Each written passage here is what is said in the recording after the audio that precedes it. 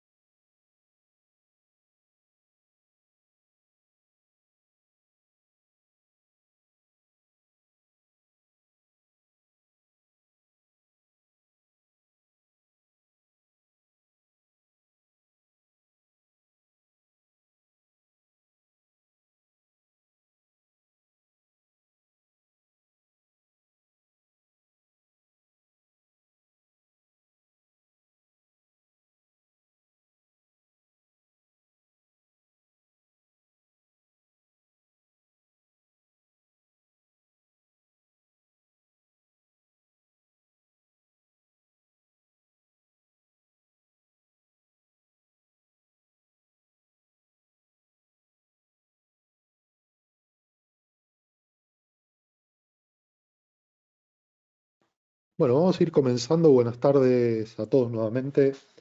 Gracias por participar en esta nueva sesión.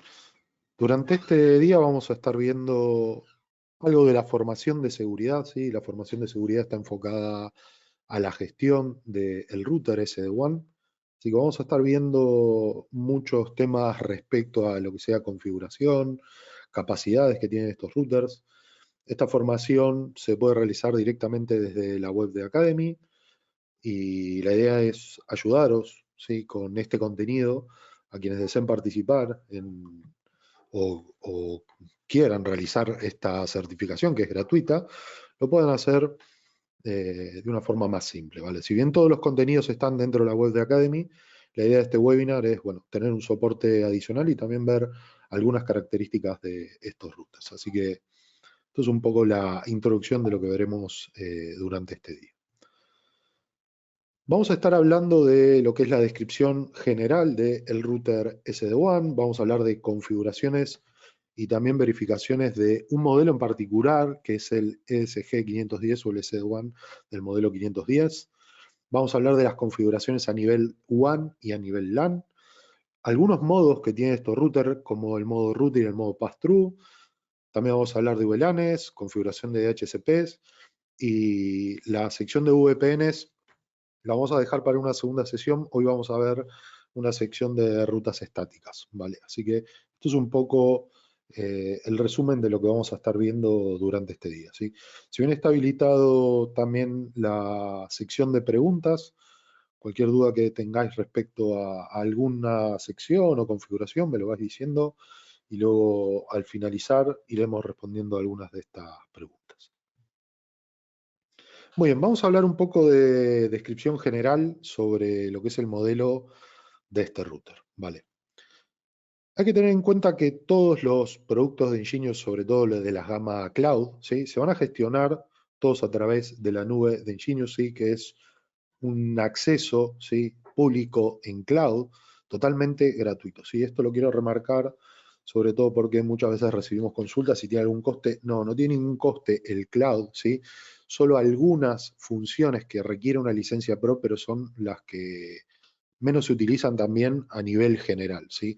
La gran mayoría de funciones son gratuitas, así que hay un acceso de cloud totalmente gratuito, ¿sí?, y 100% en la nube. No es necesario instalar ningún dispositivo de forma local, ¿sí? Lo único es adoptar los equipos que compremos, ¿sí?, en la nube. Únicamente ese es el único requisito. Y luego se va a gestionar 100% en la nube a través de una página web, a través de aplicaciones. Así que eso quería dejarlo un poco claro. En el caso del router SD-WAN, también se va a gestionar 100% en la nube, ¿sí? Al igual que los APs, al igual que los switches, todos de la gama cloud se van a gestionar a través de una web en la nube. Esto quiere decir que vamos a aplicar configuraciones y se van a replicar en los equipos que tengamos según las instalaciones, ¿sí? La configuración siempre va a tener algunos minutos, son pocos minutos de sincronización, estamos hablando entre 2 y 5 minutos entre que se adopte un dispositivo y luego se apliquen cambios. Así que siempre todo lo que sea configuración va a ser muy rápido, ¿vale? Así que con esta característica vamos a poder gestionar toda una red completa, desde el router hasta los switches, hasta los APs, todo desde la nube y desde cualquier lugar del mundo, porque al ser una nube pública, ¿sí?, que la gestiona Enginious 100%, vamos a poder acceder desde cualquier lugar. Así que es algo bastante interesante. Cuando tenemos una solución completa quiero decir que tenemos un gateway que va a ser nuestro router SD-WAN, el switch y el AP, lo veríamos dentro del dashboard en la nube de esta forma, ¿sí? Siempre vamos a ver con una línea verde los dispositivos que están online y quizás con una línea gris los dispositivos que puedan estar offline, ¿sí? Así que cuando tengamos adoptado distintos equipos vamos a verlo todos directamente desde la nube. Y también tenemos la posibilidad de tener una vista topológica, ¿sí?, una topología que podríamos llegar a ver desde la nube, donde nos va a representar de forma gráfica las conexiones entre los diferentes equipos, desde el router hasta el switch, del switch hasta la P, si dentro de esa línea está alimentado por PoE, así que también tenemos mucha información respecto a la topología que está implementada en una red en particular. Así que esto es también pequeños pantallazos que luego lo mostraré en el cloud, pero que se puede ver directamente también con estas imágenes.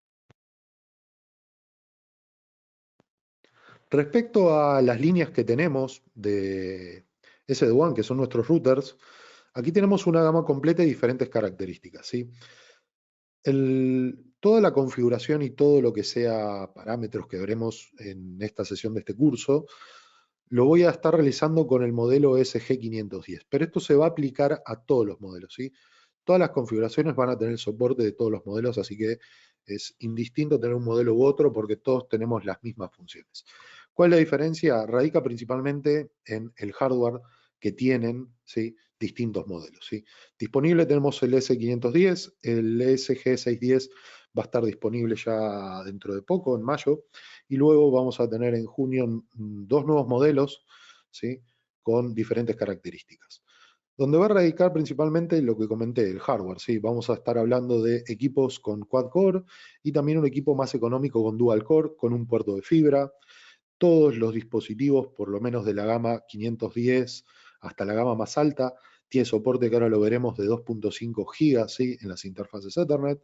También tenemos PoE en algunas de las interfaces, excepto en el modelo más alto, ¿sí?, que es el 620, donde tenemos PoE en todas las interfaces.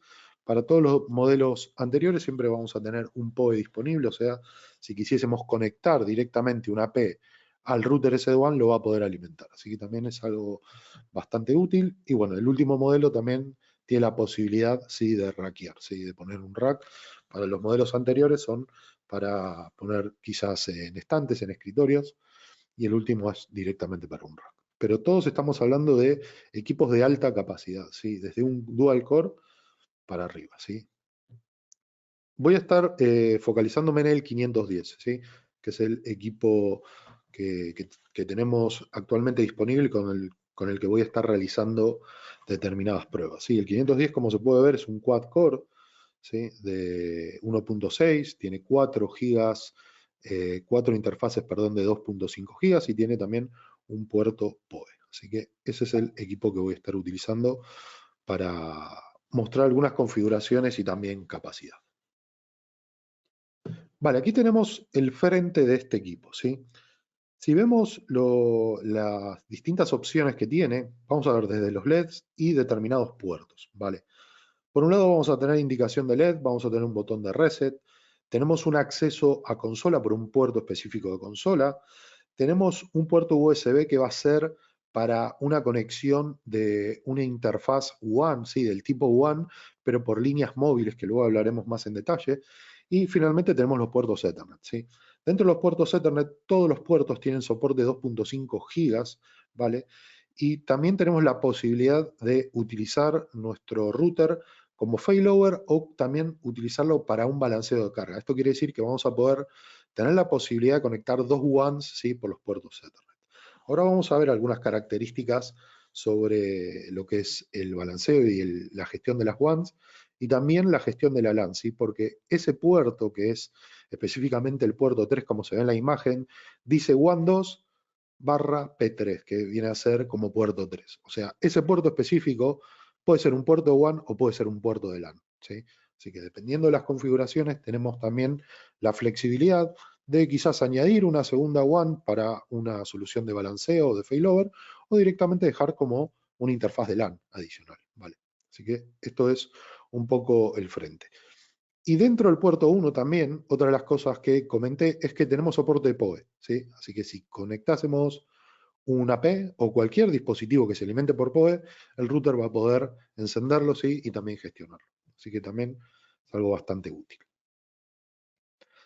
Respecto a capacidad, ¿sí?, que tenemos aquí, hay un breve resumen, ¿sí? Hemos hablado que tiene 2.5 gigas, ¿sí?, de las interfaces, tenemos soporte de failover y balanceo de carga, tenemos un failover adicional con líneas móviles que vamos a hablar a continuación, soporte para modos de enrutamiento y modo pass-through, que también es otra de las cosas que veremos, tiene un firewall integrado, un firewall tipo stateful, por forwarding NAT, y luego tenemos soporte también para VPNs del tipo site-to-site y el tipo client VPN. Esto quiere decir que un usuario se conecta desde quizás su ordenador hasta nuestro gateway. Así que estas son algunas de las características que vamos a estar viendo durante este día. ¿Vale?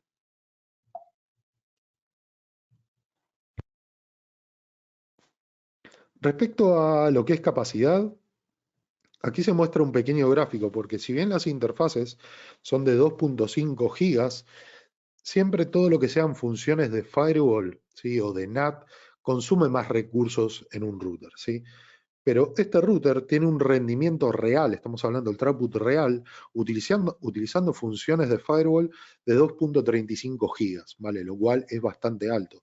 No hay tanta diferencia entre los 2.5 gigas de la Ethernet a 2.35 utilizando funciones de firewall. Así que, ¿por qué logra este rendimiento? Porque tiene un quad-core, tiene bastante memoria RAM que puede gestionarlo y bueno, tiene un sistema optimizado para todo lo que sean funciones de enrutamiento, funciones de VPN, funciones de NAT, así que tenemos un rendimiento realmente bastante alto en un equipo bastante pequeño, ¿sí? Así que esto es una de las características también que quiero remarcar sobre lo que es el throughput, ¿sí? Porque siempre en los routers el rendimiento cae, dependiendo muchas veces de marcas o modelos, cae mucho cuando se utilizan funciones de firewall, ¿sí? Aquí realmente se mantienen bastante estables. Respecto a lo que es la especificación del 510, ¿sí?, que es el modelo del que estamos hablando de que tiene un quad-core de 1.6 gigas y tiene 4 gigas, ¿sí?, de memoria RAM. Por eso también lo que comenté anteriormente, el rendimiento también es alto por tener 4 gigas de memoria RAM y utilizar un quad-core, ¿sí? Luego tenemos especificaciones más técnicas y máximas sesiones, túneles máximos que tenemos, ¿sí? Son 200 túneles, máximos VLANs que podríamos crear, el throughput utilizando el firewall, ¿sí? Tiene soporte de PoE en 802.3 AF o AT bajo esos estándares. Y bueno, estos son más que nada un breve resumen de las características que tiene este router, ¿sí? Recordar que es el modelo 510. Vamos a hablar un poco ahora de lo que es la configuración y verificaciones del router, ¿vale? Anteriormente hemos visto lo que es el panel principal del router, pero vamos a especificar un poco el comportamiento, sobre todo de los LEDs, ¿vale? Siempre recordar que tenemos un botón de reset. El botón de reset es cuando quizás aplicamos alguna configuración o perdimos el acceso a nuestro router, podríamos utilizar el botón de reset para resetearlo a fábrica. Esto no hay que hacerlo si compramos un equipo nuevo, lo sacamos de la caja, ¿sí?, porque ya viene reseteado, no es necesario aplicarlo, pero por cualquier urgencia que tengamos o algún error en la configuración, podríamos resetearlo a fábrica. Así que el botón está disponible.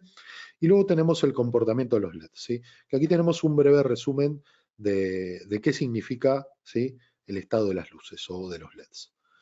Primero tenemos un color verde, verde parpadeante que significa que está conectado a Internet y se está conectando al cloud. Un verde fijo significa que está directamente conectado al cloud y que está sincronizado con el cloud. Luego tenemos los colores ámbar, que vienen a ser como unos colores naranjas, donde podemos tener un color fijo o también parpadeante. En el caso de que esté parpadeando, ¿sí? Este color ámbar significa que está arrancando el sistema operativo. Si está fijo, arrancó la BIOS. Y todo lo que sea verde o ámbar parpadeante, o sea, lo que hace es alternar entre verde y ámbar, significa que se está actualizando, ¿sí?, el firmware. En caso de que se esté actualizando el router, vamos a ver que esté parpadeando entre esos dos colores.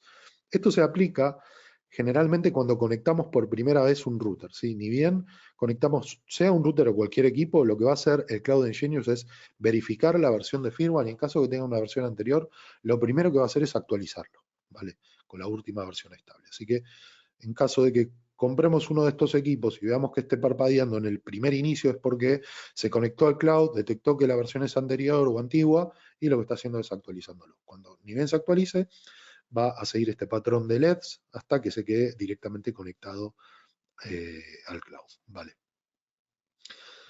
Bueno, habla también un poco sobre las WAN, que eso es algo que iremos viendo, ¿sí?, en este tiempo que tengamos de formación.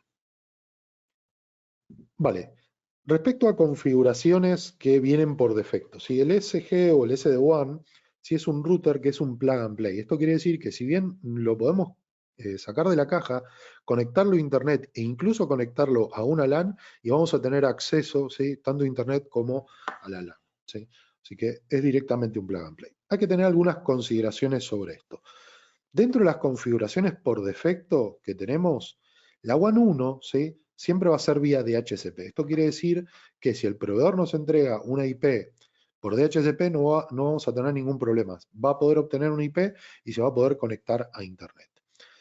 Los puertos que dicen WAN 2 y puerto 3 pueden ser puertos de la LAN o un puerto específico de la WAN, ¿sí? Puerto 1, puerto 2 y puerto 3 por defecto van a ser la LAN, ¿sí? Si recordamos la imagen que vimos al principio, decía puerto 1, puerto 2 y el puerto 3 decía puerto 3 barra WAN 2. Por defecto, los puerto 1, puerto 2 y puerto 3 van a ser parte de la LAN, ¿sí? Y vamos a tener un puerto específico para una WAN. Si quisiésemos cambiar el comportamiento de este tercer puerto, lo podemos hacer luego, pero por defecto el puerto 3 no va a ser una WAN adicional, sino que va a ser un puerto de la LAN. Vale. Respecto a lo que es el direccionamiento, la IP por defecto es 192.168.66.1/24, o sea que nos va a entregar un IP dentro de la LAN de ese rango. Va a tener el DHCP habilitado, esto quiere decir que si conectásemos cualquier dispositivo a cualquier puerto de LAN, vamos a obtener un IP de ese rango y vamos a poder salir a Internet. Ya viene el servicio de DNS también habilitado para la navegación. Así que bueno, habla un poco de lo que se va a obtener en el momento que nos conectemos directamente con un puerto de LAN o lo conectemos directamente a un switch, ¿vale? Conectamos un puerto de LAN a un switch y luego tenemos distintos ordenadores conectados a ese switch, vamos a recibir un IP de la 66.1/24, ¿sí?, por defecto. Algo a tener en cuenta sobre la configuración del proveedor, ¿vale? Como comenté anteriormente, lo que es la configuración por defecto, ¿sí?, dentro de lo que es la WAN, es con un DHCP, o sea, quiere decir que va a obtener IP a través de un DHCP, o sea que esa interfaz va a estar configurada como un cliente DHCP. ¿Ok? ¿Qué sucede si el proveedor no me entrega IP por DHCP, sino que lo entrega, por ejemplo, por PPPoE? Bueno, ahí hay que hacer un ajuste, porque si el proveedor entrega por PPPoE y lo conectásemos directamente al puerto de la WAN, como está configurado por DHCP, nunca se va a poder conectar a Internet y nunca se va a poder sincronizar con el cloud. Entonces, lo que hay que hacer es un ajuste de forma local, ¿sí? Todos los productos de Ingenious podemos acceder de forma en la nube, o sea, 100% en cloud, y también lo podemos hacer de forma local. Así que aquí tenemos un ejemplo. Para acceder de forma local, la IP va a ser 192.168.66.1, ¿sí?, que es dentro de los puertos de la LAN el gateway. Vamos a acceder por ahí y desde ahí vamos a poder ingresar al router, ¿sí?, con las credenciales en caso que nunca hayamos ingresado por defecto y hacer un ajuste sobre la WAN. ¿vale? ¿Qué ajuste? A ver, se ve aquí en la... Bueno, esto es un ajuste del lado del cloud, ¿sí? Que podríamos ingresar con un usuario ya definido en el cloud, pero si estamos hablando de que nunca se sincronizó con el cloud, el usuario de la contraseña va a ser por defecto, ¿sí? Que va a ser admin. Cuando ingresamos directamente al router de forma local, vamos a tener la posibilidad de cambiar el comportamiento de la WAN. Entonces, en caso de que tengamos un PPPoE, lo que hay que hacer es ajustar, ¿sí? Los parámetros para decir que la WAN es un PPPoE, ¿sí? Si tuviésemos en el caso de IP fija también, lo podríamos definir desde aquí, incluso también una VLAN que tenga el proveedor. Así que todo esto lo hacemos de forma local, por lo menos para que se pueda conectar a Internet y luego sincronizarse en la nube. Cuando el router esté sincronizado en la nube y quisiésemos alterar este comportamiento, lo vamos a poder hacer del cloud, ¿vale? Pero si no está sincronizado en principio, vamos a tener que hacerlo de forma local para que por lo menos ya se pueda adoptar. Tenemos el soporte también de, en caso de que en la red exista un servidor de web proxy, tenemos la posibilidad de también configurarlo, ¿sí? Aquí lo que nos especifica es la dirección IP del proxy junto con el puerto. Entonces, lo que va a hacer es cualquier navegación lo va a reenviar a través de un proxy que tengamos en la red. Así que también tiene el soporte para el proxy. Y una comprobación que podemos hacer, esto es un pantallazo de lo que es el acceso local, podemos ver cómo está respecto a los estados de sincronización en la nube. Vale. Aquí tenemos algunos ejemplos que se pueden ver, como por ejemplo que está conectado a una WAN, que está conectado a Internet y que también está sincronizado en la nube y está registrado. Vale. Puede ser que por alguna razón no pueda estar conectado a Internet, pero no se pueda sincronizar ¿sí? con el cloud. En ese caso, dependiendo de la configuración que tengamos, si le estamos conectando directamente a la WAN, no deberíamos tener ese comportamiento, pero si estamos utilizando quizás otro router que tenga algún tipo de firewall y esté bloqueando algún puerto para que se pueda sincronizar sobre la WAN, bueno, posiblemente veamos que tiene conexión a Internet, pero no está sincronizado en la nube. Así que esto lo podríamos ver directamente desde el estado del dispositivo de forma local. ¿Vale?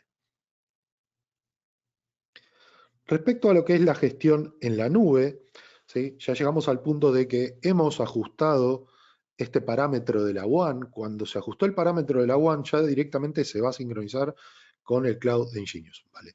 Si está sincronizado, ¿sí? Y lo registramos al dispositivo, porque el dispositivo hay que directamente registrarlo, que es algo bastante simple, lo hemos visto en diferentes webinars. Directamente lo que hay que especificar es el número de serie, lo vamos a registrar y luego lo veríamos en línea, ¿vale? Así que esto es un poco lo que veríamos cuando esté en el cloud, ¿vale?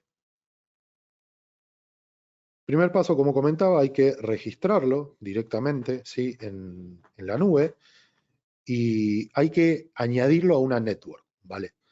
Siempre todo lo que sea la vista a nivel jerárquico, aquí tenemos un pequeño ejemplo donde vamos a tener una organización o sitio, ¿sí? Vamos a tener una organización o sitio y luego dentro de esa organización o sitio vamos a tener diferentes networks o diferentes redes y también podríamos tener algún tipo de jerarquía, por ejemplo, podríamos dividirlo por departamentos, por sucursales, dependiendo mucho de la arquitectura de la red, es muy flexible dentro del cloud hacer esto, ¿vale? Hay que tener en cuenta que solo se permite un router, ¿sí? Por red, ¿sí? Siempre en una red tiene que existir un solo router, no puede haber dos routers en una red, así que vamos a tener la posibilidad de solamente añadir un router por red, ¿vale? Otra de las comprobaciones que podemos ver dentro del cloud, si bien lo vemos a través del dashboard, podemos verlo cuando ingresamos a el primer icono y vemos los dispositivos, incluso ingresamos al ESG, vamos a ver como esta pequeña barra verde. Este significa que está sincronizado, ¿sí? También es otra comprobación que podríamos ver. Y también tenemos la posibilidad de cambiar el nombre en caso de que sea útil o lo veáis necesario. Vale. También vamos a ver información detallada sobre las WAN, ¿sí? Y aquí dice Public WAN 1 y WAN IP 1. Ahora vamos a ver estas dos diferencias, ¿sí? ¿Por qué vemos diferentes IPs del lado de lo que es la IP pública de la WAN y la IP de la WAN, ¿sí? Este comportamiento ahora vamos a explicar a ver bien qué es. Vale, aquí tenemos el caso donde se marca, ¿sí? Directamente una IP pública sobre la WAN y una WAN del tipo interna, ¿sí? ¿Por qué tenemos este comportamiento? Porque va a depender del router del proveedor, ¿vale? Si tuviésemos un proveedor, ¿sí? Que nos entregue DHCP, lo más probable es que siempre lo haga por una IP de la LAN, ¿vale? Entonces, dentro de la WAN lo que vamos a recibir es la dirección IP que nos entrega el router del proveedor, que va a ser una IP interna, pero a la vez el Cloud Enginious y también el SD-WAN detecta cuál es la IP pública por la que estamos saliendo. Y por eso vemos que dentro de lo que es la IP pública tenemos una IP enrutada sobre Internet y del lado donde dice WAN IP es la IP interna que está entregando el router del proveedor.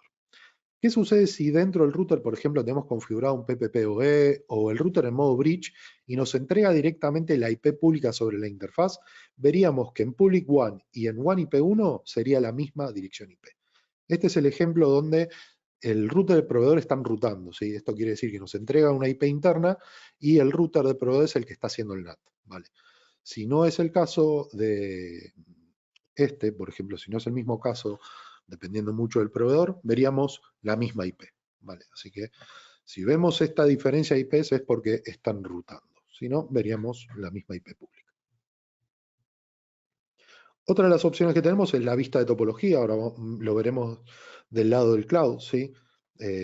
Tenemos la opción de ver la topología que tiene una red en particular, y es bastante útil cuando tengamos varios dispositivos, ¿sí? Si tenemos switches, access point, podríamos verlo de forma gráfica, esto, y es bastante útil, ¿ok? Aquí hay una pequeña imagen de lo que se ve, ¿sí? Conectado a internet y tenemos directamente un switch y directamente un router con una AP, ¿vale? Así que dentro de la vista topológica es bastante útil verlo. En el caso de que tengamos una licencia Pro sobre el router SD-WAN, también podríamos ver diferentes equipos que tengamos en la red, no solo los dispositivos de Ingenio, sino de cualquier marca que tenga soporte sobre LLDP, ¿vale? Así que también es interesante, ¿sí? Tener quizás esta opción habilitada. Como comenté al principio, todas las funciones del Cloud de Ingenio son gratuitas, ¿sí? Si miramos la vista topológica, tenemos acceso a la vista topológica. Para lo único que necesitásemos o sería útil, más que nada, la licencia Pro, es por si quisiésemos ver dentro de nuestra red otros dispositivos de otra marca, ¿sí?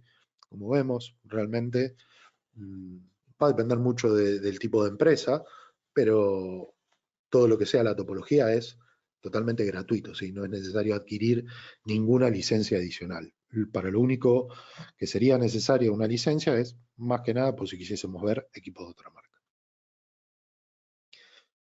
Dentro de las interfaces vamos a tener también del lado la interfaz WAN y la interfaz LAN. Dentro de la LAN, como comenté al principio, tenemos un direccionamiento que es la 66.1 y se puede ver las IPs utilizadas, ¿sí? Y las IPs disponibles que va a entregar el DHCP, ¿sí? Por defecto va a estar habilitado el DHCP, ¿sí? Se puede cambiar el comportamiento, pero por defecto el DHCP está habilitado. Si empieza el DHCP a entregar direcciones IPs, vamos a verlo dentro de la LAN, cuáles son las IPs que se están utilizando y cuáles son las que están libres dentro del pool, ¿sí? Estamos hablando de sumar 24, se van a hacer 254 IPs que va a poder entregar. Respecto a los leases, ¿sí? Que son las IPs que va a entregar, siempre vamos a tener la posibilidad de configurar el lease. Pero hay que tener en cuenta de que si configuramos el lease, ¿sí? Va a quedar, ¿sí? Va a quedar el cliente asociado al lease time, ¿sí? Si, por ejemplo, configuramos un DHCP con un lease time de un día, significa que cuando llega al 50% del tiempo va a intentar renovar la IP. Pero si el cliente ya obtuvo la IP y luego cambiamos el list time, hay que tener en cuenta que el cliente va a renovar la IP, en este caso si es de un día, a mediodía, ¿sí? A la mitad del día. Si luego lo pusiésemos, no sé, a una hora, no se va a poder actualizar, ¿sí? A no ser que se desconecte el cable de red del cliente y vuelva a conectarse sobre el DHCP. Por eso hay que tener en cuenta el list time, que si bien cuando uno ya obtiene esta dirección IP, no va a poder hacer el cambio si luego cambiamos el list. Así que hay que tener en cuenta también cuando diseñamos la red de DHCP cuál va a ser el list para no hacer otros ajustes directamente sobre la marcha y que no se apliquen, ¿vale? Vale, antes de pasar al firmware, vamos a ver algunas configuraciones sobre el cloud, ¿vale? Así que voy a ingresar al cloud y vamos a ver directamente desde un entorno real, ¿sí? ¿Qué es lo que podemos ver? Yo en mi red tengo configurado un switch, un gateway y un access point, ¿sí? O sea, tengo el router directamente conectado, ¿sí?, a mi red dentro de un sitio que se llama colegio y aplicado sobre la red que se llama red colegio, ¿vale? Como vemos está en verde, esto quiere decir que el router está sincronizado directamente con el cloud, ¿sí? Lo podríamos ver del dashboard y también de esta pequeña barra, ¿sí?, verde, donde dice que está sincronizado. Fijaros el comportamiento del que hablábamos anteriormente. Por un lado voy a tener una IP pública y por otro lado tengo una IP del tipo interna. Esto quiere decir que me está enrutando, ¿sí? El router del proveedor me está ofreciendo una IP, ¿sí?, interna del lado de la WAN, pero realmente estoy saliendo a internet por esta IP pública. Vale. Cuando selecciono directamente el router SD-WAN, puedo hacer un clic aquí en detalles, ¿sí?, en detail. Voy a hacer un clic y voy a ver información sobre el router en sí. Voy a ver, en este caso, la WAN 1, que está en verde, quiere decir que está conectada a una WAN, y también el puerto 3 está conectado a otro dispositivo, ¿sí? ¿Qué dispositivo está conectado? Está conectado a un switch sobre este puerto. Recordar que puerto 1, puerto 2 y puerto 3 siempre por defecto va a pertenecer a la LAN. Este comportamiento lo podríamos, ¿sí?, alterar en caso de que quisiésemos que este puerto sea parte de una WAN, ¿sí? Pero por defecto va a ser parte de la LAN. Podemos ver información de la WAN, podemos ver la latencia que tiene la WAN y también el throughput, ¿ok? Respecto a la LAN, tenemos una interfaz donde tenemos la IP por defecto, que hemos dicho que es la 66.1, ¿sí? Y me habla de las IP disponibles que tengo, ¿sí? En este caso tengo casi todas disponibles, no tengo ningún dispositivo. Puedo hacer un clic aquí en topología, que es lo que comentábamos anteriormente, y puedo ver la vista topológica, ¿sí?, desde Internet, mi router, aquí tengo el switch y también tengo un AP, ¿sí? Fijaros que también marca una línea que es como si fuesen las conexiones de los cables. Y aquí me lo marca otro color, y esto quiere decir que está conectado, ¿sí?, a este switch, pero está informando que está alimentado por PoE, ¿sí? Aquí tenemos, por ejemplo, una breve lista donde me marca así diferentes colores para diferentes estados. Esto quiere decir que está conectado directamente en el puerto 8 y está alimentando la P por PoE, ¿vale? En este caso está conectado directamente por una LAN. Si hago un clic aquí, porque yo tengo aplicada una licencia del tipo Pro, lo que puedo ver es dispositivos, ¿sí?, que puede reconocer. Aquí me marca un CRS Studio, que es un router, y directamente lo que hace es reconocerlo, ¿sí?, dentro de la red. Si esto no lo tuviésemos, directamente podríamos ver la topología así. Así que también es bastante útil y realmente en muchos entornos que he visto no se utiliza mucho, pero bueno, para eso requiere una licencia del tipo Pro. Respecto al gateway, ¿sí?, si voy aquí a la ruedita, voy a gateway, voy a seleccionar esta opción que es interfaces. Desde esta sección vamos a alterar el comportamiento, por ejemplo, del puerto 3, que hemos hablado bastante sobre ese puerto, ¿sí? Tenemos los modos de operación, que ahora luego vamos a hablar sobre estos modos. La WAN 1, que es donde tengo conectado Internet, y fijaros que dice DHCP, aquí yo puedo cambiar, ¿sí?, directamente por un PPPoE o una IP estática, porque ya está sincronizado en la nube. Si no fuese el caso, hay que entrar de forma local. Y luego tenemos el puerto 2, ¿sí?, que dice WAN 2, que está deshabilitado. Si hago un clic aquí en WAN 2, ¿sí?, vemos un mensaje que me dice el puerto 3 va a actuar como una WAN secundaria, ¿vale? Y tenemos el botón para convertirlo, ¿sí? Yo aquí no lo voy a hacer, pero tenemos la posibilidad de que el puerto 3 sea una WAN 2. Así que esta es la forma que tenemos de la configuración de la segunda WAN. También tenemos esta velocidad, ¿sí?, que dice descarga y subida, download and upload. La idea es que esto se complete con información real del proveedor. Luego veremos por qué, pero siempre es recomendable, ¿sí?, completar esta información. En mi caso, por ejemplo, son 600 megas. Podría poner 600 megas simétricos para que se aplique, ¿sí?, esta configuración del proveedor. Vale, ahora voy a explicar bien por qué es importante tenerlo. Respecto a la LAN, tenemos la configuración, ¿sí? Por defecto la LAN. Si hago un clic en la LAN, voy a ver la IP que viene por defecto, que lo puedo cambiar. En los puertos donde va a estar distribuyendo esta dirección o este direccionamiento, y también el DHCP, que por defecto viene habilitado. Vale, lo podemos deshabilitar o incluso utilizar un relay, ¿sí? Luego vamos a hablar del relay, pero por defecto viene habilitado. Así que esta es la configuración, ¿sí? Del lado de la WAN y también del lado de la LAN. Vamos a hablar sobre gestión de firmware también. Dentro de lo que son las configuraciones generales, y lo vamos a ver en la sección de firmware, vamos a tener varias opciones disponibles. Primero, una actualización automática según una ventana de tiempo. Aquí podríamos decir que se actualiza automáticamente, por ejemplo, todos los domingos de las 2 de la mañana a las 3 de la mañana, como para no afectar. Dentro de lo que es el release del firmware, vamos a tener algunas opciones para seleccionar, que van a ser beta, estable o estable anterior, vendría a ser, ¿sí? Previous stable. ¿Qué quiere decir esto? Que podríamos seleccionar un canal, ¿sí? Para que se apliquen, ¿sí? Notificaciones de que hay un nuevo firmware dependiendo del tipo de canal. En el caso de que sea beta, vamos a aprovechar de nuevas funciones y también corregir errores, ¿sí? Si seleccionamos beta. El canal estable lo que va a hacer es distribuir o notificar sobre actualizaciones que sean del tipo estable. ¿Y cuándo se convierten en estables? Cuando el 10% de los usuarios ya hayan actualizado la versión y no hayan tenido problemas. Básicamente, cuando suceda eso, se convierte en una versión en estable. Y luego tenemos una versión anterior estable que es más que nada para usuarios más conservadores. Esto es luego de 1 o 2 meses después de la versión estable, donde alrededor del 90% de la base ya está instalada, ¿sí?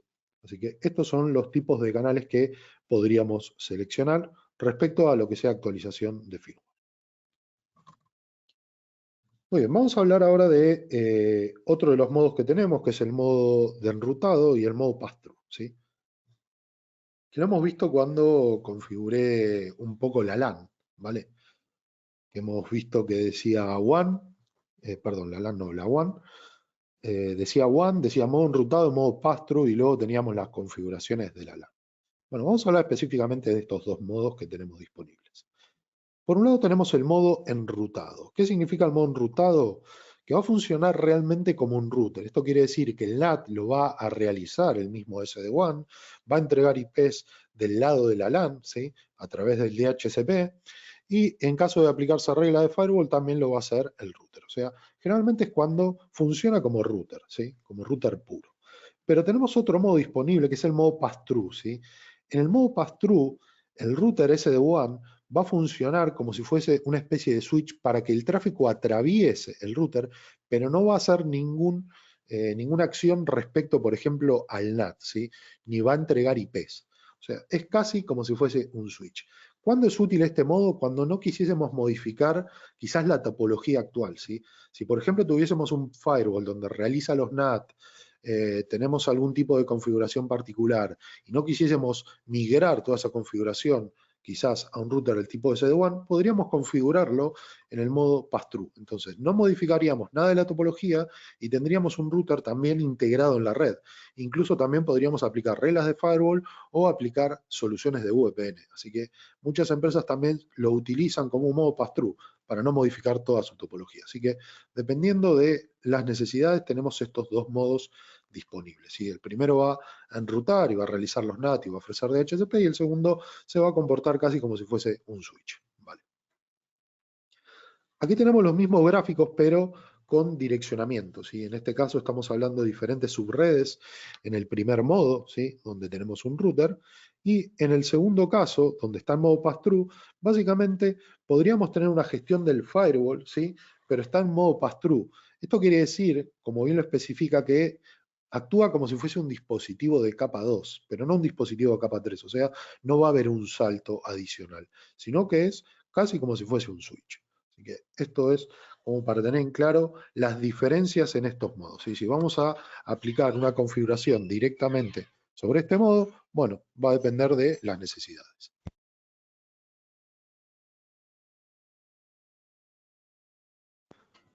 Respecto al ancho de banda, también lo hemos comentado, tenemos un ancho de banda de 2.5 gigas y 2.35 en caso de utilizar algún firewall. ¿Okay? Así que también si estamos utilizando el modo enrutado, podríamos tener un throughput de 2.35, lo cual es realmente bastante alto, ¿sí? Teniendo en cuenta que se está utilizando el firewall y que se está utilizando CPU del router, ¿sí? Así que también podríamos dar uso, ¿sí?, al firewall, sea en modo pass-through o sea en modo enrutado, ¿sí? Porque el modo pass-through, si bien actúa como un dispositivo capa 2, lo que va a hacer es recibir todo el tráfico, pero no aplicar ninguna acción. Si dentro del modo pass-through creamos un firewall, también podríamos filtrar algún tipo de contenido. Así que también va a depender de usos y necesidad de cada empresa. Muy bien, vamos a hablar de lo que es la configuración de la WAN. Si bien comenté al principio cómo se hacen estos ajustes, básicamente podemos configurar la WAN, tener dos WANs, configurarlo por PPPoE, por una IP estática, por un DHCP. Ahora vamos a ir un poco más allá sobre este tipo de configuraciones. Volvemos a hablar de los modos enrutados, ¿sí? Aquí tenemos la misma imagen que vimos cuando ingresé al cloud y vimos un poco la configuración, ¿sí?, real. Tenemos el modo enrutado y el modo pass-through, ya hemos hablado que es cada uno, así que también dependiendo del tipo de operación podemos seleccionar uno u otro. Respecto a lo que es la conexión, vamos a poder seleccionar IP estática, PPPoE o DHCP. Los DNS podemos obtener los DNS del ISP, podemos utilizar los de Google o directamente especificar nuestros propios DNS. Y también otra recomendación que también lo he dicho, que es ajustar el ancho de banda, ¿vale? O sea, siempre es recomendable ajustar esto con los datos reales del proveedor y ahora veremos el por qué es necesario hacerlo. Vamos a hablar de la segunda WAN, ¿sí? Hemos hablado de la primera WAN y cómo sale Internet, pero ahora vamos a poner un escenario donde tengo una segunda WAN que quiero utilizarla, ¿sí? Es muy normal en muchas empresas que por un tema de redundancia de Internet, ¿sí?, tengan dos WANs disponibles, dos accesos a una WAN. Entonces, cuando tenemos este escenario, podríamos utilizar la segunda WAN de dos formas. La primera va a ser como un failover, ¿sí?, como una redundancia, y la segunda va a ser con una política de balanceo de carga, ¿vale? Entonces, para esto, si vamos a utilizar una segunda WAN, sí hay que hacer un ajuste sobre la interfaz y especificar, como mostré anteriormente, la WAN 2, donde vamos a recibir una alerta que va a decir el puerto 3 se va a comportar como una segunda WAN. Hay que decir, perfecto, convertir ese puerto, y ahí ya tenemos la segunda WAN disponible. En el caso de utilizar esa segunda WAN como un failover, ¿sí?, quiere decir que todas las conexiones van a salir por la WAN principal que la vamos a tener que definir. Cualquiera, si tuviésemos, por ejemplo, el caso de que tenemos dos cables conectados, puede ser cualquiera la WAN principal, ¿sí? Puede ser la WAN 1 o la WAN 2, pero hay que seleccionar una, ¿sí? La primaria, ¿cuál va a ser? ¿La 1 o la 2? Eso es lo primero que debemos hacer. En el caso del failover, cuando seleccionamos la WAN primaria, la segunda WAN va a estar en estado de espera, o sea, no se va a utilizar. Y esto quiere decir que si tiene alguna caída la WAN 1, lo que va a suceder es que recién ahí se va a activar la segunda WAN. Si no, va a estar en estado de espera. O sea, quiere decir que no se va a utilizar. ¿Okay? La otra opción que tenemos es con un balanceo de carga. Puede ser también una política de la empresa decir, vale, tengo dos WAN, pero no quiero que la segunda WAN solamente actúe como un failover, sino que lo que quiero es aprovechar esa WAN y que el tráfico se balancee entre esas dos WANs, ¿vale? Tenemos la posibilidad de hacerlo también a través de un sistema de balanceo de carga, ¿sí?, que se conoce como WRR, que es Weight Round Robin, ¿sí?, que es un round robin basado en pesos, ¿vale? ¿Qué quiere decir esto de pesos? Que si tuviésemos, por ejemplo, dos WANs, ¿sí?, con diferencia respecto al ancho de banda de subida, va a ser útil y realmente es muy útil este tipo de algoritmo.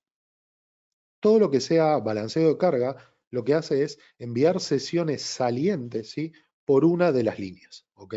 Si tuviésemos, imaginar el caso, dos líneas de 50 megas, son simétricas, o sea, el ancho de banda de subida es igual para las dos líneas. En ese caso, ¿cómo funcionaría el balanceo? Enviaría una conexión por un lado y otra conexión por la segunda línea. Pero ¿qué sucede cuando tuviésemos un escenario donde el ancho de banda es distinto entre una línea u otra? Si el algoritmo funcionase de esa forma, enviando uno por un lado, una conexión saliente por un lado y otra conexión saliente por la otra, lo que sucedería es que una línea la tendríamos quizás liberada y otra estaría totalmente saturada, ¿sí? Porque hay diferencia en el ancho de banda. Entonces, para eso funciona el algoritmo que se conoce como WRR, porque lo que va a hacer es analizar el ancho de banda que esté configurado dentro de las WAN y según el ancho de banda va a hacer un cálculo y va a decidir cuántas conexiones salientes va a sacar por una línea y cuántas va a sacar por otra. ¿Vale? Por eso en este ejemplo que tenemos sobre lo que es el balanceo, tenemos 20 megas de subida y en la segunda línea tenemos 6 megas de subida. El ancho de banda es distinto. ¿Cómo funciona el algoritmo? Va a dar como resultado que 10 conexiones salientes van a salir por la línea de 20 megas, ¿sí?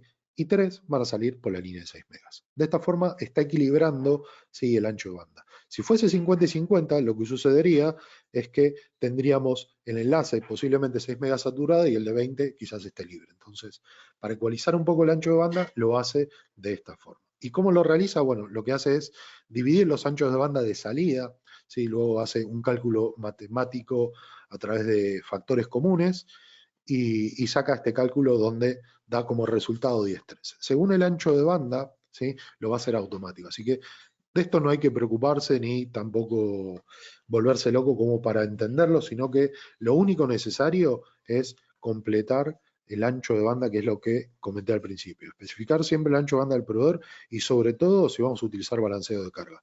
Porque si no está completo o ese dato es incorrecto, el balanceo posiblemente tenga algún error respecto al equilibrio, ¿sí? Así que eso también para tener en cuenta. Respecto a los servicios entrantes y también sobre las WAN, ¿sí?, recordar que siempre que configuremos una WAN hay que seleccionar cuál va a ser la WAN primaria. La WAN primaria lo que va a recibir cuando tenga, ¿sí?, conexiones entrantes, va a poder resolver todo lo que sea reenvío de puertos, el NAT, el estado, ¿sí?, el acceso web local, y siempre va a ser sobre la WAN que esté activa. En el caso de la WAN secundaria, si se está utilizando como failover, va a estar en estado de espera, ¿sí? Pero ¿qué sucede si tuviésemos un reenvío de puertos, ¿sí?, un port forwarding a un servidor local y la WAN 1, que es donde está funcionando como primaria, tiene una caída y se activa el failover? Bueno, dentro del redireccionamiento hay que especificar, ¿sí?, como marca aquí en la imagen, WAN 1 y WAN 2. Esto quiere decir que tanto si la WAN primaria o la secundaria, o sea, independientemente de cuál esté activa, se va a reenviar los puertos. Así que esto hay que tener en consideración en el caso de que tengamos un forwarding de puertos. ¿Qué sucede del lado de las VPNs? Bueno, ahí es distinto, ¿vale? Si por alguna razón tenemos una caída sobre la WAN principal, hay que decir, ¿sí?, y en el caso de que tengamos un failover, hay que hacer un cambio sobre cuál es la WAN primaria, ¿sí? Así que ese es el único caso donde tenemos que realizar una intervención manual. En caso de que tengamos una VPN, ¿sí?, sea de site to site o client to site, hay que especificar, en el caso de que tenga una caída a la WAN principal, seleccionar la WAN que esté activa y decirle que ahora la principal, por ejemplo, es la WAN 2. Más que nada para que sigamos teniendo accesos, ¿sí?, del lado de la VPN. Vale. Ok. Vamos a directamente hablar sobre también lo que es el failover, ¿vale? Failover hemos hablado sobre las interfaces públicas, ¿sí? Pero ¿qué sucede con el otro puerto? El otro puerto de la WAN, ¿sí? Tenemos un tercer puerto, que es el de una línea de móviles, ¿sí? Que aquí se ve que teníamos un puerto del tipo USB, ¿sí?, que podríamos conectar una línea móvil, que se conoce a través de un nombre que es dongles, ¿sí? Generalmente los proveedores ofrecen estos servicios donde podríamos conectar directamente una WAN, ¿sí?, y en caso de que tenga una caída los dos proveedores de Internet que estén por Ethernet, podamos tener otro failover, ¿sí?, a través de una línea móvil. Aquí tenemos una lista de los proveedores que tienen y los modelos disponibles, ¿vale? También tenemos soporte para lo que son DNS dinámicos. ¿Y por qué es útil el uso de DNS dinámicos? Básicamente porque podríamos, en caso de que el proveedor cambie la dirección IP, ¿sí?, hacer un pequeño ajuste sobre la IP pública y que se actualice en un nombre de dominio, ¿sí? Si por alguna razón tuviésemos, por ejemplo, un forwarding de puertos, podríamos hacerlo directamente sobre la IP pública, pero si cambia la IP del proveedor, ¿sí? Hay que estar todo el tiempo recordando, preguntando cuál es la IP. Si lo hiciésemos con un servicio de DNS dinámico, podríamos hacerlo de forma automática. Entonces lo que hacemos es vincular, ¿sí? Con una cuenta de algún proveedor de estos servicios y en el momento que se realiza una actualización de la IP, se va a realizar automáticamente. Entonces siempre vamos a estar unidos a un nombre de dominio. Hay muchos servicios, ¿sí? Disponibles. Uno de los servicios que tenemos es NoIP. NoIP es uno de los servicios que existen como DNS, que es otro. Tenemos este soporte, ¿vale? Dentro de Genius tenemos el soporte para varios proveedores, NoIP es uno de ellos, donde podríamos configurar directamente, ¿sí? El proveedor, ¿vale? Directamente configuramos el proveedor con el usuario y la contraseña que tengamos y en el momento que exista una actualización de IP del lado del ISP, ¿sí? Sea del router o de la fibra que nos configure el proveedor, se va a actualizar en el proveedor, en este caso de NoIP. Entonces, como NoIP nos entrega un nombre de dominio, siempre vamos a acceder por el mismo nombre de dominio, independientemente si cambia la IP. Así que eso es algo a tener en cuenta. Aquí tenemos un ejemplo de la configuración, ¿sí? En este es el caso de NoIP. Caso NoIP, lo que hay que completar es el usuario, la contraseña y el nombre de dominio que nos va a entregar. Vale. En caso de que se actualice la IP, se va a informar a NoIP y básicamente no tenemos que hacer ningún tipo de intervención de nuestro lado. Muy bien.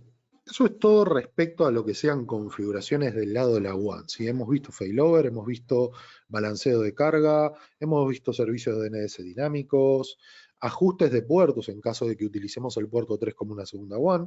Y ahora vamos a hablar un poco sobre el lado de la LAN. ¿Sí? Vamos a hablar de la LAN y también de lo que es el soporte de VLANs. ¿Vale? Aquí tenemos la configuración por defecto que lo he mostrado en el cloud, pero básicamente tenemos siempre por default la 661/24, que es la red o el direccionamiento que nos entrega por defecto. Podríamos cambiarlo, pero también tenemos la posibilidad de crear otras redes y otras networks a través de VLANs. ¿Vale? Siempre que vamos a añadir una nueva red, se va a crear una nueva VLAN. Aquí tenemos el caso de que si no quisiésemos utilizar el direccionamiento por defecto, lo podemos ajustar, lo podemos cambiar desde aquí. ¿Sí? En vez de utilizar 66.1, podemos utilizar cualquier otro. Y en el caso de que quisiésemos añadir una nueva red, lo vamos a hacer a través de una VLAN, ¿sí? Donde vamos a definir el ID de la VLAN, el direccionamiento que tenga y también los puertos que se van a utilizar para esta VLAN. Esto es bastante útil porque podríamos decir que determinado VLAN, ¿sí? Se ofrezca por determinados puertos. Entonces, podría ser que una VLAN se distribuya por todos los puertos o no, se distribuya por uno solo. Esto va a depender también de la topología, porque de esta forma también podríamos decir que por un puerto que tengamos conectado a un switch, se distribuyan determinadas VLANs y quizás otras en otro switch, por ejemplo, ¿no? Así que eso es algo que hay que analizarlo dependiendo mucho de la topología. Algo a tener en cuenta, las VLANs siempre se crean en los routers, ¿ok? Luego, el switch va a tener la capacidad de leer ese tag, ¿sí? Esa etiqueta de la VLAN, pero sí o sí la VLAN se tiene que crear en un router, siempre, ¿vale? ¿Cómo se comporta las VLANs cuando tenemos un router, ¿sí? Directamente asignado y los conectamos a diferentes puertos? Por ejemplo, tenemos los 3 puertos, ¿sí? De LAN, puerto 1, puerto 2 y puerto 3, y creamos una VLAN, ¿vale? El primer caso que tenemos, que es el primer gráfico, tenemos dos WAN disponibles y tenemos el puerto 2 y el puerto 1 para la LAN. Esto quiere decir que dos puertos van a ser de WAN y dos puertos van a ser de LAN. Vale. Si únicamente tenemos la red nativa, quiere decir que el puerto 1 y el puerto 2, en caso esté configurado de esta forma, van a poder recibir la VLAN nativa, ¿sí? Que va a ser la 1, que es en realidad el direccionamiento por default, la 66.1. Entonces, hasta ahí no tendríamos ningún problema de conectar sobre esos puertos ordenadores y que reciban una IP del lado del DHCP. Así que eso es lo que se conoce como el tráfico no tagueado, untagged. Ahora vamos a hacer otra configuración y vamos a crear una VLAN sobre el puerto 2, ¿vale? Entonces, si configuramos una VLAN sobre el puerto 2, lo que va a suceder es que el puerto 1 va a recibir la IP, ¿sí?, de la red nativa, pero el PC no va a poder recibir la IP de la VLAN. ¿Por qué? Porque generalmente los ordenadores no tienen la posibilidad de leer un tag, ¿sí? Si bien hay formas de realizarlo, no es lo normal, o sea, por defecto, que un ordenador pueda leer un tag o que se tenga que realizar alguna configuración. Así que en ese caso no puede leer el tag porque el ordenador lee únicamente tráfico sin tag. Pero, ¿qué vamos a hacer sobre el puerto 2? Vamos a conectar en la tercera imagen un switch. El switch tiene la posibilidad de leer los tags, ¿sí?, de la VLAN. O sea, en este caso va a leer el tag de la VLAN 2 y si conectamos directamente ordenadores al switch, el switch tiene la capacidad de ofrecerle una IP de esa VLAN. ¿Por qué? Porque el switch puede leer el tag y también puede configurar determinados puertos que se llaman acceso, ¿sí? Los ordenadores que estén conectados a determinados puertos van a ser los puertos de acceso. Entonces, ahí sí podríamos obtener una dirección IP. Esto es más que nada configuraciones a nivel VLANs, ¿sí? Recordar que un ordenador no va a poder leer el tag a no ser que se configure de forma manual. En ese caso, siempre que trabajemos con VLAN, lo más cómodo es configurar un switch directamente y que el switch haga el trabajo de leer las etiquetas y quitarlas para los ordenadores o dispositivos finales. Vamos a hacer un pequeño lab sobre las VLANs, ¿vale? Estoy aquí en la pestaña de las interfaces del lado de la LAN, ¿vale? Y por defecto tenemos una LAN que hemos dicho que es la 66.1, que es la que viene a ser la VLAN 1, o sea que es tráfico sin etiquetar, ¿vale? Voy a hacer un clic y voy a crear, ¿sí?, una nueva red. Hago un clic donde dice añadir interfase y aquí voy a especificar, por ejemplo, VLAN 2, ¿vale? Va a decir que está habilitado. Voy a escribir el direccionamiento, por ejemplo, 10, 20, 11, también va a ser con máscara, /24, y desde aquí puedo seleccionar una de las VLANs que tengo creada o directamente crear una nueva. Por ejemplo, voy a decir que cree una nueva con el ID de 40 y con el nombre VLAN 2, ¿vale? Y aplico los cambios. No voy a utilizar la VPN, luego cuando veamos la sección de VPN, en una próxima sesión vamos a hablar un poco sobre esto, pero el último cambio que voy a hacer son los puertos, ¿vale? Voy a decir que esta VLAN en particular se distribuya únicamente por el primer puerto. Por defecto marca todos los puertos, que lo puedo distribuir sin ningún problema, pero para que también se vea la flexibilidad que tiene el router, voy a decir que esta VLAN únicamente se distribuya por el puerto 1. Por defecto, el DHCP lo tenemos activo, así que esto quiere decir que va a entregar una IP de esta VLAN. Aplico los cambios y eso es todo, ¿sí?, para crear una VLAN. Ahora voy nuevamente a la lista de la LAN, voy a ver que tengo una red nativa y también tengo una red que es la 10.20.11/24 con una ID de VLAN 40. Si quisiese que este direccionamiento funcione para un ordenador, debería conectar al puerto 1, que es donde dije que este VLAN se tiene que distribuir, quizás un switch. El switch va a tener la posibilidad de leer ese tag y luego quizás quitar el tag en otro puerto para un ordenador, ¿sí? ¿Vale? Eso es más que nada trabajo del switch. Como estamos mirando o haciendo la formación sobre todo de la parte de seguridad, lo estamos haciendo del lado del router, ¿vale? Así que hay que tener en cuenta de que siempre lo vamos a hacer del lado del router y en el caso de tener switch también hay que hacer una configuración de del lado de los switches, ¿vale? Así que siempre las VLANs se crean del lado del router. Y como hemos visto es realmente bastante simple y rápido crear una VLAN, incluso crear una red, ¿sí? Es bastante intuitivo el entorno que tenemos en la nube y junto con este router. Así que vamos a poder crear, ¿sí?, un montón o una gran cantidad de VLANs sobre este router y hacerlo de una forma bastante simple. Así que este era un poco el laboratorio que quería mostrarte cómo realmente se crea una VLAN. Vale, por defecto cada red, ¿sí?, va a venir con un servidor de DHCP, ¿sí? Siempre está ejecutándose el servidor de DHCP.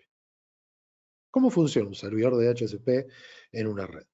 Siempre el DHCP va a funcionar con lo que es tráfico de broadcast, ¿sí? Siempre lo va a hacer a través de broadcast, o sea, de capa 2, ¿sí? Más que nada porque no tiene una dirección IP, el dispositivo está intentando conectarse. Así que ¿Qué es el primer mensaje que envía un cliente que está intentando obtener una dirección IP? Va a enviar un mensaje que se llama de Discover, ¿sí? El mensaje de Discover lo que va a hacer es obtener o tratar de encontrar un DHCP en la red para que le pueda entregar un IP. Si existe un servidor de DHCP en la red, lo que va a hacer el servidor de DHCP es enviarle un mensaje que dice offer, ¿sí? Offer va a intentar ofrecerle una dirección IP, ¿vale?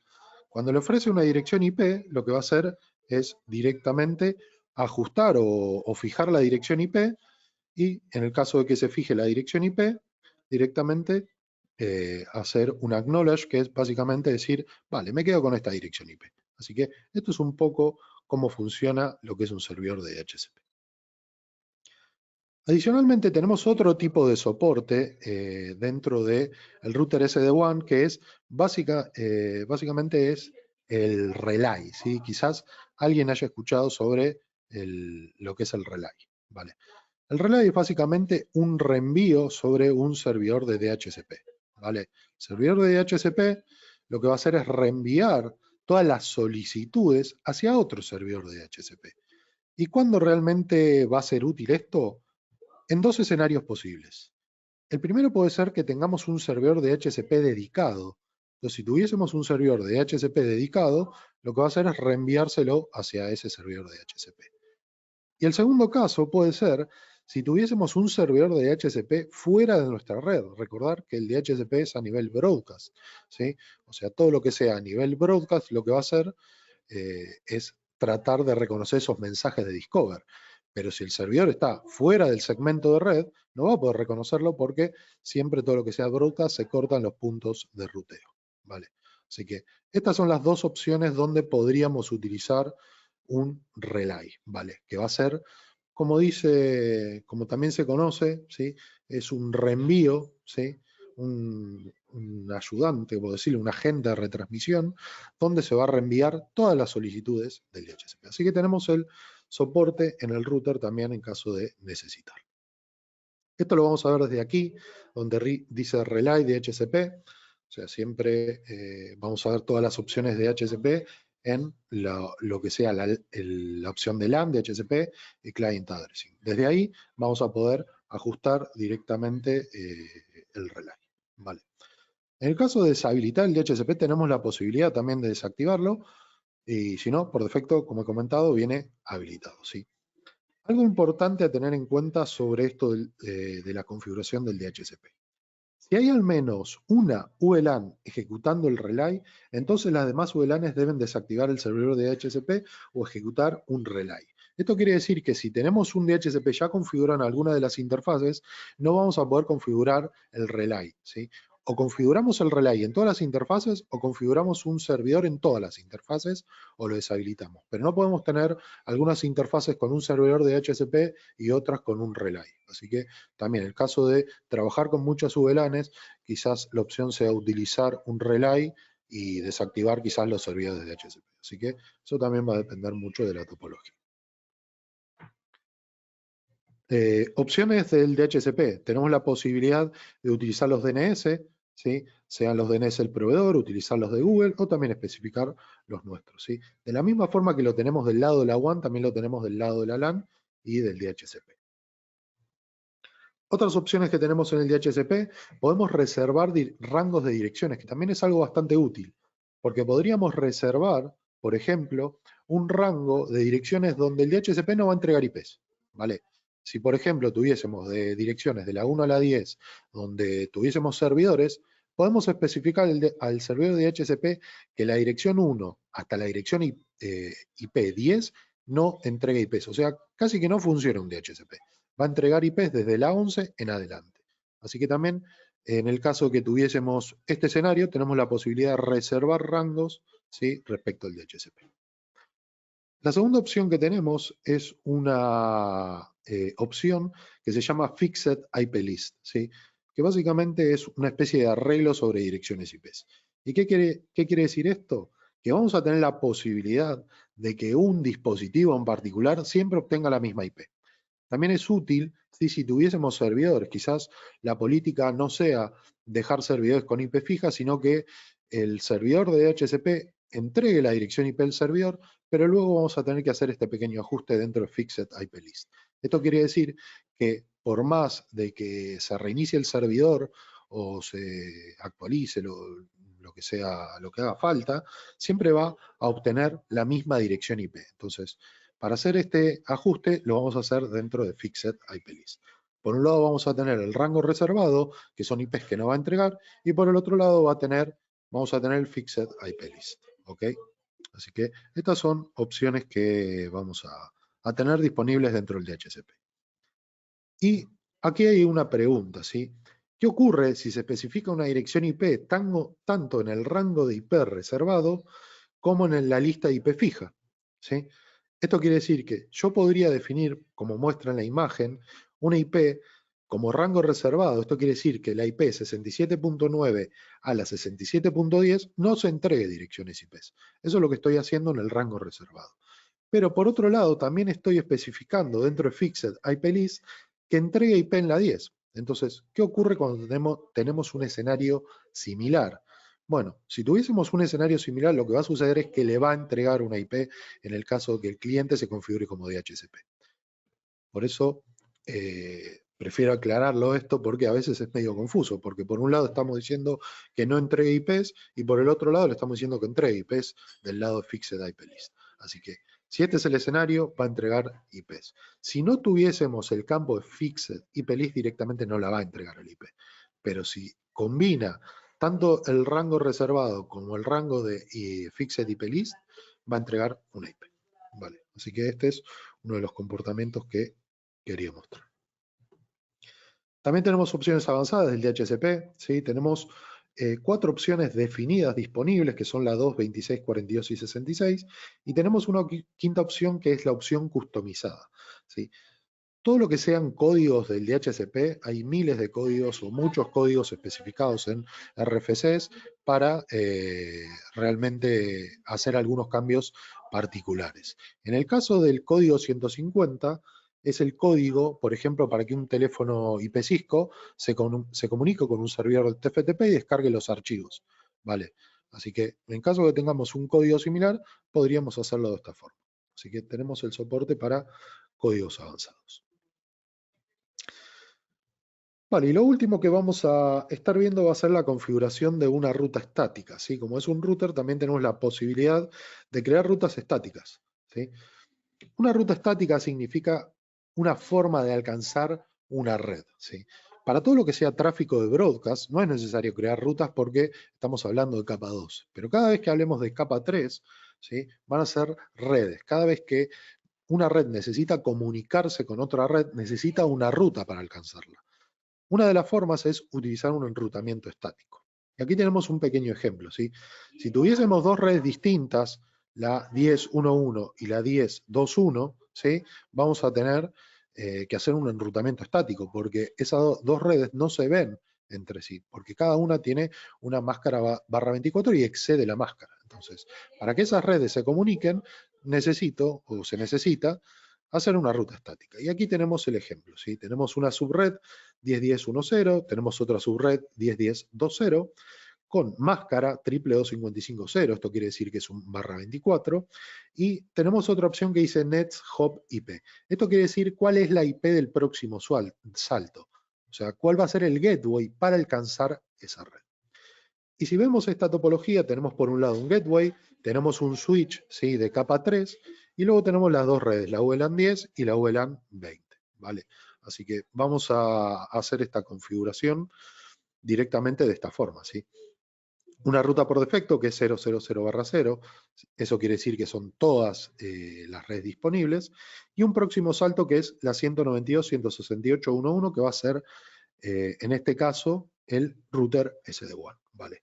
Vamos a tener 192.168.1.1 en el router SD-WAN y 192.168.1.2 en el switch de capa 3, ¿vale? Lo que hay que especificar es directamente cuál es el gateway para alcanzar esa red. Así que también la configuración de rutas estáticas es bastante simple.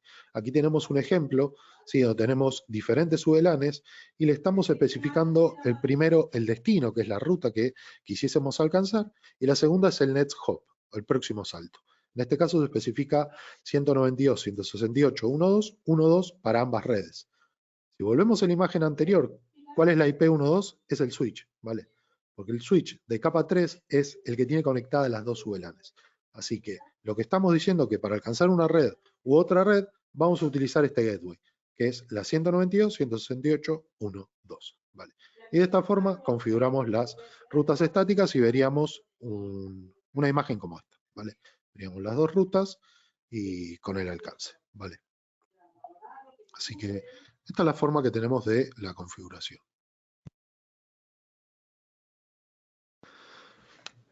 Vale, hemos finalizado esta primera sesión, ¿vale? De lo que es el curso de seguridad. Vamos a dejar aquí una sesión de preguntas y respuestas y también quiero compartir unos enlaces, ¿sí? Que tenemos disponibles, que son LinkedIn, ¿sí? De Ingenious Iberia, la web de Academy. Este curso está enfocado al curso de seguridad, así que para quienes deseen realizar la certificación es necesario ingresar a la web academy.ingenious.ai. Se va a poder realizar el examen, es gratuito, también los animo a que realicéis el examen y podáis obtener la certificación. Y también para todo lo que sean los webinars anteriores o futuros, vamos a utilizar, utilizamos lo que es la plataforma de GoToStage. Así que desde la web de GoToStage/channel Ingenious Iberia, vamos a poder consultar los webinars futuros y también los webinars que se hicieron anteriormente.